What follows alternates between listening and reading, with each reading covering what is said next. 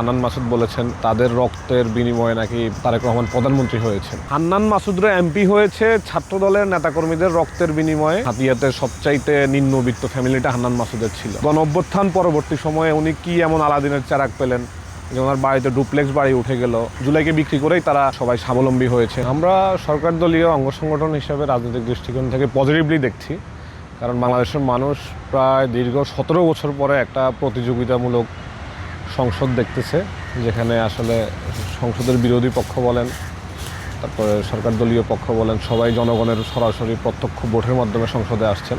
আমরা ব্যাপারটাকে পজিটিভলি দেখছি। জুলাই গণঅভ্যুত্থানে আমরা গণঅভ্যুত্থান পরবর্তী সময় থেকেই দেখছি যে এনসিপি বলেন বা এনসিপি জামাত বলেন, তারা একপাক্ষিক বক্তব্য দেওয়ার চেষ্টা করেছে। আপনি গতকালকে সংসদ অধিবেশনে দেখেছেন যে হান্নান মাসুদ বলেছেন তাদের রক্তের বিনিময়ে নাকি তারেক রহমান প্রধানমন্ত্রী হয়েছেন। সব মশার বিরুদ্ধে সুরক্ষা দিতে এলো বসুন্ধরা এক্সট্রিম অ্যারোসল, মশার বিরুদ্ধে এক্সট্রিম সুরক্ষা।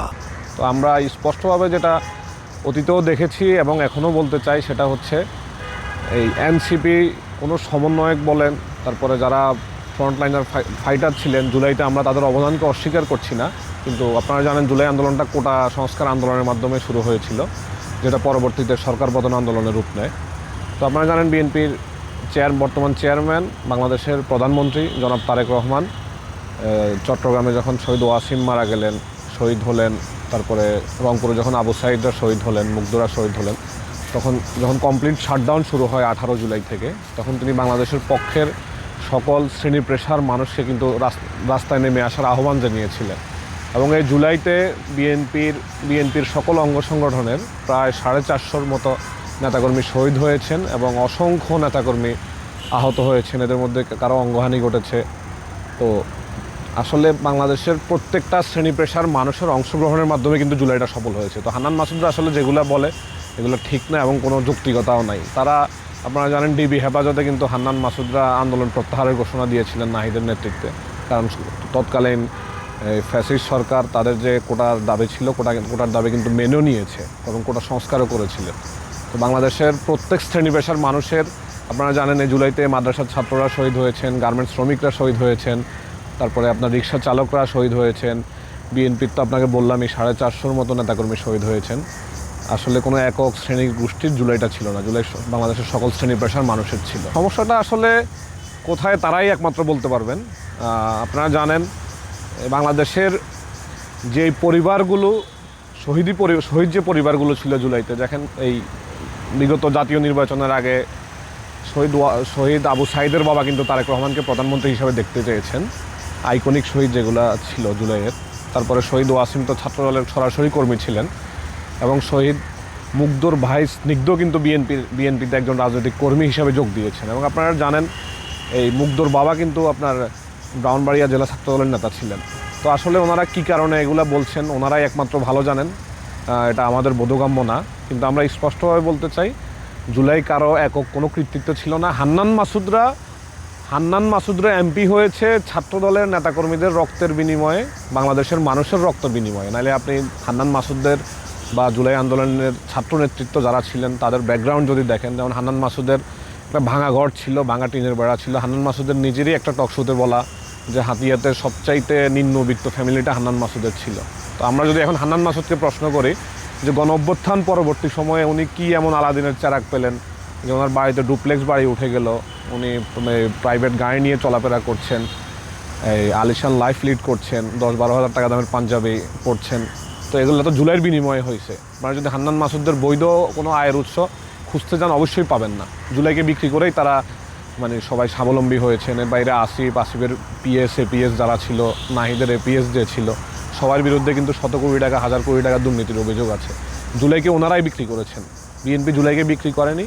বিএনপি জনগণের সমর্থন নিয়েই রাষ্ট্র ক্ষমতায় এসেছেন এবং যেই জনগণের সমর্থন নিয়ে বিএনপি রাষ্ট্র ক্ষমতায় এসেছেন, সেই জনগণের সমর্থন নিয়েই কিন্তু হান্নান মাসুদরা জাতীয় সংসদে এসেছেন। জুলাই নিয়ে কিন্তু এই হান্নান মাসুদরাই সর্বপ্রথম বিভাজনের রাজনীতিটা শুরু করে। আপনার মনে থাকার কথা, 5 আগস্টের পরে বিএনপিকে নিয়ে কিন্তু হান্নান মাসুদরা বা আপনার এই জামাত শিবিরের যেসব প্রক্সি ছিল তারা কিন্তু তখন তারা বলতেছিল যে 0% কন্ট্রিবিউশন 100% সেলিব্রেশন।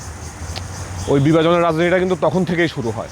আপনারা দেখেন এই তৎকালীন রাষ্ট্রীয় বিভিন্ন প্রোগ্রাম থেকে কিন্তু মানে ছাত্রদলের যে আইকনিক শহীদ ছিল শহীদ ওয়াসিমকে বাদ দেওয়া হয় এবং বিএনপি এবং তার অঙ্গ সংগঠনগুলোর যে অবদান ছিল জুলাইতে সেগুলোকে ক্ষুণ্ণ করে দেখা হয়। আমরা মনে করি অতীতের ন্যায় বাংলাদেশকে খুনি হাসিনা যেভাবে মানে বিভাজিত করে রেখেছিল বাংলাদেশের মানুষকে, বর্তমানেও একটি শ্রেণী মানুষ বা একটি নির্দিষ্ট গোষ্ঠী বাংলাদেশের মানুষকে জুলাই দিয়ে বিভাজিত করতে চায়, যেটা অবশ্যই নিন্দনীয়। আমরা চাই জাতির প্রশ্নে, আমাদের মানে সার্বভৌমত্বের প্রশ্নে জাতিগতভাবে আমরা এক এবং ঐক্যবদ্ধ থাকতে পারি, যাতে করে পতিত ফ্যাসিবাদ এবং যে আধিপত্যবাদ শক্তি বাংলাদেশকে এতদিন পরিচালিত করেছেন তাদের থেকে বাংলাদেশের মানুষ মুক্ত থেকে নিজেদেরকে ঐক্যবদ্ধ করে রাখতে পারে। আমার কাছে হান্নান মাসুদের এই ধরনের আচরণ শিশুসুলভই মনে হয়, কারণ আপনারা দেখেছেন ওনারা যে ভুয়া দর্শনের অভিযোগ এনেছেন পরবর্তীতে কিন্তু এটা মিথ্যা প্রমাণিত হয়েছে।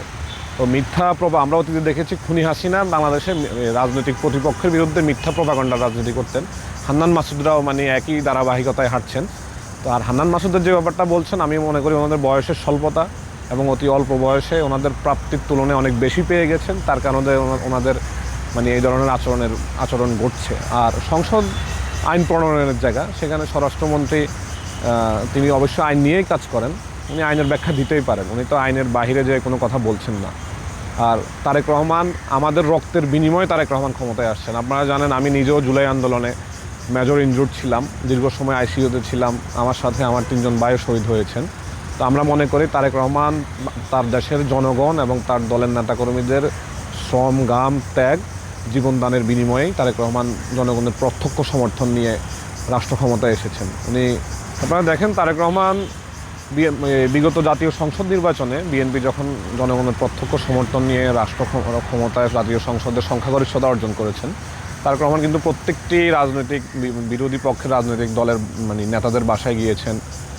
বাংলাদেশ জামায়াত ইসলামের আমির যিনি ডাক্তার শফিকুর রহমান, ওনার বাসায় গিয়েছেন। তারপরে এনসিপির আহ্বায়ক নাহিদ ইসলামের বাসায় গিয়েছেন এবং ইসলামী আন্দোলন বাংলাদেশের আমির যিনি চরমনের পীর সাহেব, ওনার বাসায় গিয়েছেন। এর বাইরে উনি মসজিদের ইমাম বলেন, মন্দিরের পুরোহিত বলেন এবং বাংলাদেশের যারাই আসলে সকল শ্রেণী পেশার মানুষের সাথেই কিন্তু উনি কথা বলেছেন একটি সম্প্রীতির বাংলাদেশ গড়ার জন্য।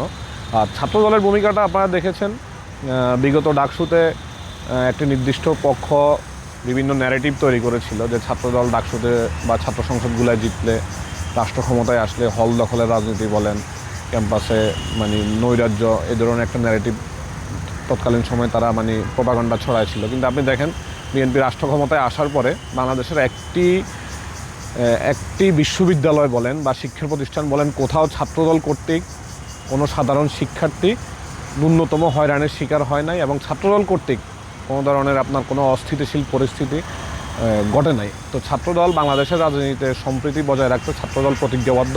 ইনশাআল্লাহ ছাত্রদলের নেতৃত্বে আগামীতে বাংলাদেশের বিশ্ববিদ্যালয়গুলো এবং শিক্ষা প্রতিষ্ঠানগুলোতে একটি নতুন ধারার ছাত্র রাজনীতির সূচনা ঘটবে ইনশাআল্লাহ।